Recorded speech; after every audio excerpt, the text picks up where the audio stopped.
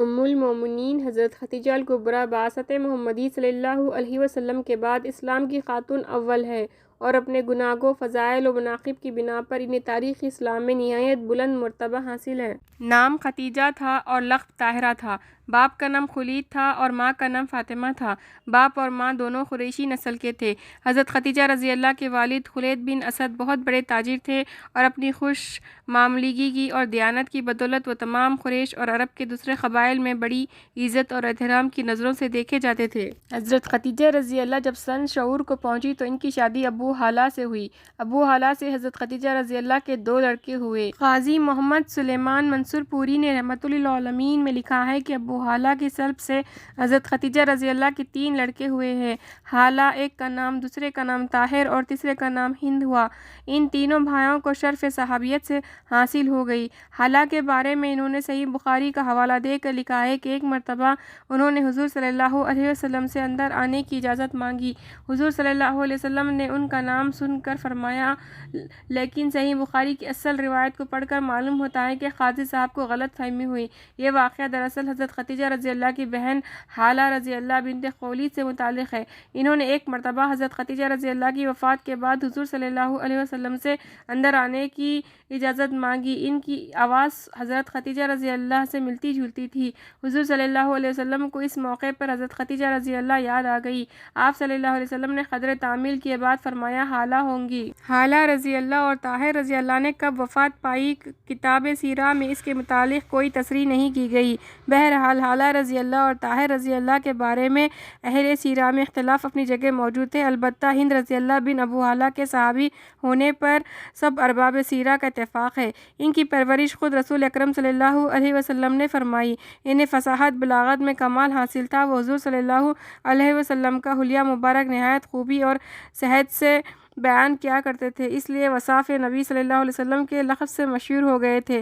حضرت ہند رضی اللہ نے طویل عمر پائی اور جنگ جمل 36 ہجری میں حضرت علی کرم وجہ کی طرف سے داد شجاعت دیتے ہوئے شہید ہوئے۔ حضرت خدیجہ رضی اللہ کے پہلے شوہر کا انتقال جوانی کے عالم میں ہی ہو گیا تھا۔ اس کے بعد حضرت خدیجہ رضی اللہ کا دوسرا نکاح عتیق بن عائض یا عابد مخرومی سے ہوا۔ ان سے بھی ایک لڑکی پیدا ہوئی، ان کا نام بھی ہند تھا۔ ہند بنت عتیق کے حالات بہت کم معلوم ہیں۔ بعض روایتوں میں ہے کہ انہوں نے بھی حضور صلی اللہ علیہ وسلم کی آغوش میں محبت پرورش پائی اور شرف صحابیت حاصل کیا۔ سرور کائنات صلی اللہ علیہ وسلم کے نکاح میں آنے سے پہلے حضرت خدیجہ الکبریٰ رضی اللہ کے والد خلید بن اسد حرب فجار میں مارے جا چکے تھے عام الفیل کے 20 سال بعد، اور ان کے چچا عمرو بن اسد ان کی سرپرست تھے۔ خلید بن اسد کے ترکے میں سے حضرت خدیجہ رضی اللہ کو نہایت وسیع کاروبار تجارت ملا تھا۔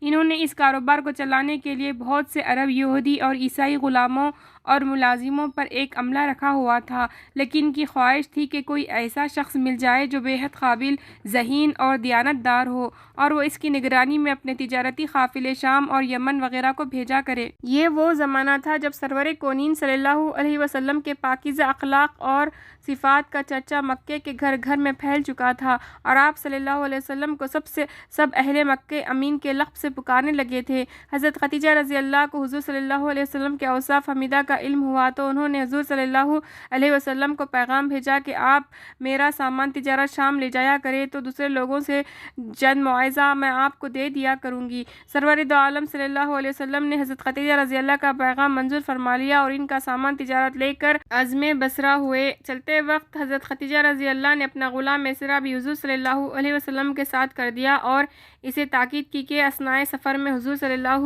علیہ وسلم کو کوئی تکلیف نہ ہونے پائے۔ سرور دو عالم صلی اللہ علیہ وسلم کی بے مثل دیانت داری اور سلیقہ شعاری کی بدولت تمام سامان تجارت دگنے منافع پر فروخت ہو گیا۔ دوران سفر میں سردار قافلہ یعنی سرور دو عالم صلی اللہ علیہ وسلم نے اپنے ہمراہیوں کے ساتھ اتنا اچھا سلوک کیا کہ ہر ایک آپ کا مداح بلکہ جانثار بن گیا۔ جبکہ قافلے والوں نے مکہ واپس آیا اور حضرت خدیجہ رضی اللہ کو میسر کی زبانی سفر کے حالات اور منافع کی تفصیلات معلوم کری تو ان کے دل میں بھی اختیار حضور صلی اللہ علیہ وسلم کی طرف سے بے پناہ کشش پیدا ہو گئی۔ بعض روایتوں میں آیا ہے کہ حضرت خدیجہ رضی اللہ نے ایک خواب دیکھا کہ آسمان سے ایک چاند ان کی گود میں آ گرا جس سے سارا عالم منور ہو گیا۔ جب انہوں نے اپنے خواب کی تعبیر ایک عیسائی عالم سے پوچھی تو اس نے جواب دیا کہ اے شریفہ عرب، تمہیں بشارت ہوئی ہے کہ دعائے خلیل و نبی مسیح کا ظہور ہو چکا ہے اور تم ان کے عقد میں آؤ گی۔ حضرت خدیجہ رضی اللہ کے دل کی دنیا میں انقلاب برپا ہو گیا اور انہوں نے اپنی لونڈی نفیسہ کی معروفت حضور صلی اللہ علیہ وسلم کو نکاح کا پیغام بھیجا۔ حضور کا امام پاکیزہ حضرت خدیجہ رضی اللہ کے چچا عمرو بن اسد کو بلا لائے۔ اس وقت وہی ان کے سرپرست تھے۔ دوسری طرف سرور دو عالم صلی اللہ علیہ وسلم نے اپنا چچا ابو طالب اور دوسرے اکابر خاندان کے ساتھ حضرت خدیجہ رضی اللہ کے مکان پر تشریف لائے۔ حضرت ابو طالب نے نکاح کا خطبہ پڑھا اور 500 درہم طلائی مہر قرار پایا۔ اس وقت حضور صلی اللہ علیہ وسلم کی عمر 25 سال اور حضرت خدیجہ رضی اللہ کی عمر 40 سال کی تھی۔ نکاح کے بعد حضور صلی اللہ علیہ وسلم اکثر گھر سے باہر رہنے لگے، کئی روز مکے کے پہاڑوں میں جا کر عبادت الہی میں مشغول رہتے۔ غرض اسی طرح حضور صلی اللہ علیہ وسلم غار حرا میں معتکف تھے کہ رب ذوالجلال کے حکم سے جبرائیل امین آپ کے پاس تشریف لائے اور کہا پڑھو۔ حضور صلی اللہ علیہ وسلم نے فرمایا میں تو پڑھا ہوا نہیں ہوں۔ اس پر حضرت جبرائیل علیہ السلام نے حضور صلی اللہ علیہ وسلم کو گلے لگا کر زور سے دبایا، پھر چھوڑ دیا اور کہا پڑھو۔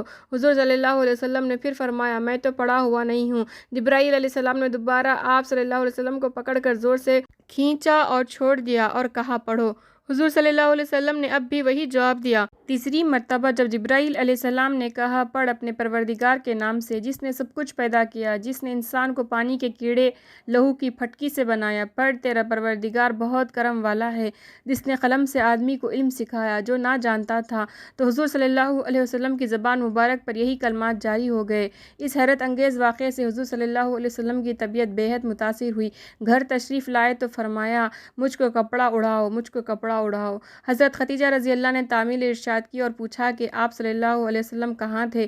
میں سخت فکر مند تھی اور کئی آدمیوں کو آپ کی تلاش میں بھیج چکی تھی۔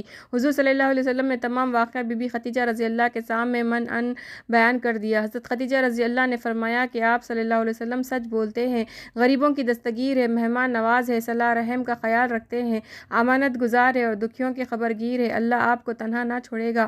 پھر آپ صلی اللہ علیہ وسلم کو ساتھ لے کر اپنے چچا زاد بھائی ورقہ بن نفل کے پاس پہنچی جو زمانے جاہلیت میں بت پرستی ترک کر کے عیسائی ہو گئے تھے اور گزشتہ الہامی کتابوں توریت و زبور و انجیل کے بہت بڑے عالم تھے۔ بی بی خدیجہ رضی اللہ نے تمام واقعہ جو حضور صلی اللہ علیہ وسلم کو پیش کیا ان کے سامنے بیان کیا۔ ورقہ یہ سنتے ہی بول اٹھے، یہ وہی ناموس ہے جو موسیٰ علیہ السلام پر اترا تھا، اے کاش کہ میں اس زمانے تک زندہ رہتا جب آپ کی قوم آپ کو وطن سے نکال دے گی۔ حضور صلی اللہ علیہ وسلم نے پوچھا کیا یہ لوگ مجھ کو نکال دیں گے؟ ورقہ نے کہا ہاں، جو کچھ آپ پر نازل ہوا ہے جب کسی پر نازل ہوتا ہے تو دنیا اس کی مخالفت ہو جاتی ہے۔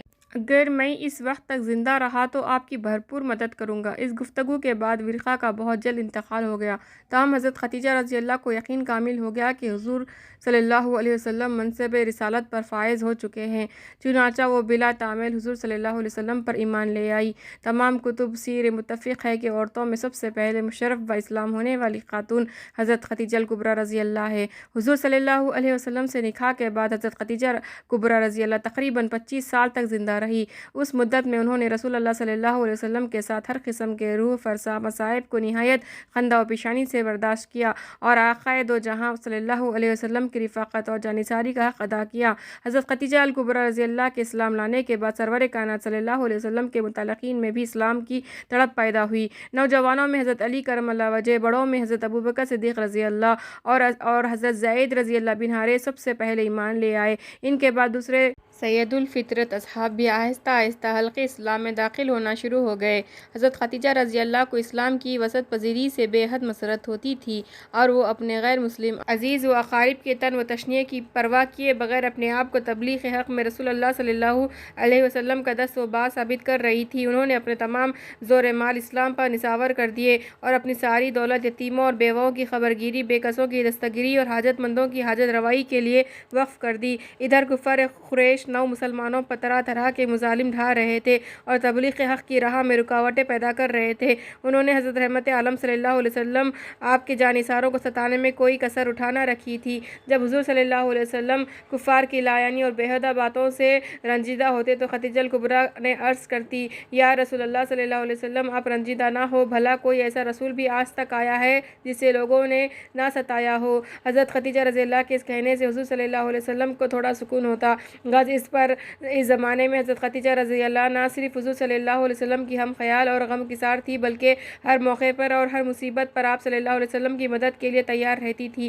حضور صلی اللہ علیہ وسلم نے فرمایا کہ میں جب کفار سے کوئی بات سنتا تھا اور وہ مجھ کو ناگوار معلوم ہوتی تھی تو میں خدیجہ سے کہہ دیتا تھا، وہ مجھے حوصلہ دیتی، پھر میرے دل کو تسکین ہو جاتا تھا اور کوئی رنج ایسا نہ تھا جو خدیجہ رضی اللہ کی باتوں سے آسان اور ہلکا نہ ہو جاتا تھا۔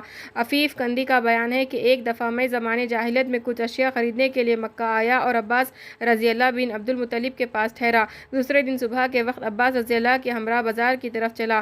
جب کعبے کے پاس سے گزرا تو میں نے دیکھا کہ ایک نوجوان شخص آیا، اپنا سر آسمان کی طرف اٹھا کر دیکھا اور پھر قبلے کی طرف منہ کر کے کھڑا ہو گیا۔ تھوڑی دیر بعد ایک نوخیز لڑکا آیا جو پہلے جوان کی ایک جانب کھڑا ہو گیا۔ زیادہ دیر نہ گزری تھی کہ ایک عورت آئی اور وہ بھی ان کی دونوں کے بیچ میں کھڑی ہو گئی۔ ان تینوں نے نماز پڑھی اور چلے گئے۔ میں نے عباس رضی اللہ سے کہا، عباس رضی اللہ، ایسا معلوم ہوتا ہے کہ مکے میں انقلاب آنے والا ہے۔ عباس رضی اللہ نے کہا، ہاں، تم جانتے ہو یہ تینوں کون ہیں؟ میں نے کہا، نہیں۔ عباس رضی اللہ نے کہا، یہ جوان اور لڑکا دونوں میرے بھتیجے تھے۔ جو جوان عبداللہ بن عبد المطلب کا بیٹا محمد اور لڑکا ابو طالب بن عبد المطلب کا بیٹا علی رضی اللہ تھا، اور وہ عورت جو دونوں کے بیچ میں نماز پڑھی میرے بھتیجے محمد کی بیوی خدیجہ رضی اللہ بنت خولید ہے۔ میرے بھتیجے کا دعویٰ ہے کہ اس کا دین الہامی ہے اور وہ ہر کام خدا کے حکم سے کرتا ہے، لیکن ابھی تک ان تینوں کے سوا کوئی اس دین کا پیرو میرے علم میں نہیں ہے۔ عباس کے یہ باتیں سن کر میرے دل میں خواہش پیدا ہوئی کہ اے کاش چوتھا میں ہوتا۔ اس واقعے سے اندازہ کیا جا سکتا ہے کہ حضرت خدیجہ رضی اللہ نے کیسے نامزائد حالات میں سرکار دو عالم صلی اللہ علیہ وسلم کا ساتھ دیا۔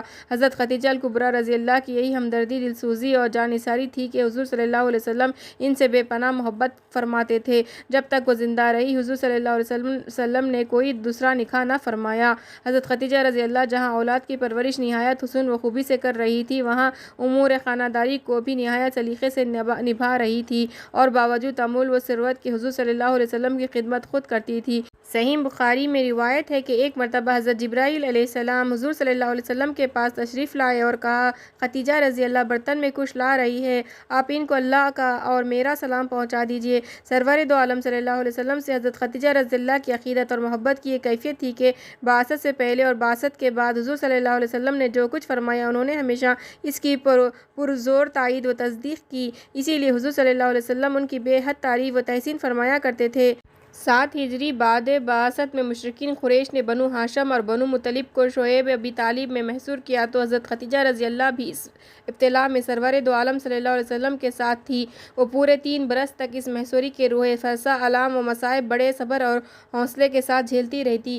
10 ہجری میں بعد بعثت میں بعض ظالمانہ محاصرہ ختم ہوا، لیکن اس کے بعد حضرت خدیجہ الکبریٰ رضی اللہ زیادہ دن زندہ نہ رہی۔ رمضان المبارک میں یا اس سے کچھ پہلے ان کی طبیعت ناساز ہو گئی اور حضور صلی اللہ علیہ وسلم نے علاج و معالجہ اور تسکین و تشفی میں کوئی کسر اٹھا نہ رکھی، لیکن موت کا کوئی علاج نہیں۔ 11 رمضان 10 نبوی صلی اللہ علیہ وسلم کو انہوں نے پیک اجل کو لبیک کہا اور مکے کے قبرستان حجون میں دفن ہوئی۔ اس وقت ان کی عمر تقریباً 65 برس کی تھی۔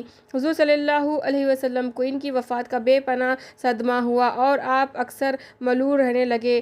حضرت خدیجہ الکبریٰ کی وفات کے بعد بھی آپ صلی اللہ علیہ وسلم کو ان سے اتنی محبت تھی کہ جب کوئی قربانی کرتے تو پہلے حضرت خدیجہ رضی اللہ کی سہیلیوں کو گوشت بھیجتے اور بعد میں کسی اور کو دیتے۔ حضرت خدیجہ رضی اللہ کا کوئی رشتہ دار جب کبھی آپ صلی اللہ علیہ وسلم کے پاس آتا تو آپ صلی اللہ علیہ وسلم اس کی بے حد خاطر و مدعا کرتے۔ رحلت خدیجہ الکبریٰ رضی اللہ کے بعد مدت تک حضور صلی اللہ علیہ وسلم اس وقت تک گھر سے باہر تشریف نہ لے جاتے جب تک حضرت خدیجہ رضی اللہ کی اچھی طرح تعریف نہ کر لیتے۔ اسی طرح جب گھر تشریف لاتے تو ان کا ذکر کر کے بہت کچھ تعریف فرماتے۔ حضرت عائشہ صدیقہ رضی اللہ فرماتی ہے کہ ایک دفعہ حضور صلی اللہ علیہ وسلم نے حسب معمول خدیجہ الکبریٰ رضی اللہ کی تعریف کرنی شروع کی۔ مجھے رشک آیا، میں نے کہا یا رسول اللہ، وہ ایک بڑھیا بیوہ عورت تھی، خدا نے ان کے بعد آپ صلی اللہ علیہ وسلم کو ان سے بہتر بیوی عنایت کی۔ یہ سن کر حضور صلی اللہ علیہ وسلم کا چہرہ مبارک غصے سے سرخ ہو گیا اور فرمایا، خدا کی قسم مجھے خدیجہ رضی اللہ سے اچھی بیوی نہیں ملی۔